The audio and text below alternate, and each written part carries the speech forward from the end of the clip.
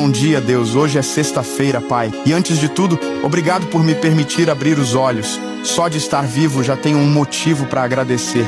Obrigado pela minha família, pelo pão na mesa, pela tua graça que me sustenta todos os dias. Hoje quero te pedir, cuida de mim, me livra do mal, das distrações, das decisões precipitadas, que nada atrapalhe a tua vontade na minha vida. Dirige meus passos, limpa meu caminho e me ensina a escolher com sabedoria. Sei que nem tudo vai ser fácil, mas com o Senhor do meu lado, posso enfrentar qualquer coisa. Então eu te entrego esse dia, meus planos, minhas lutas, meus medos, tudo está em tuas mãos. Que a tua paz me acompanhe, que a tua voz me guie e que eu consiga ver além do que os olhos mostram. Eu confio em ti, Senhor. E por mais que eu não veja agora, sei que o melhor está vindo. Que seja um dia leve, guiado por ti e cheio da tua presença.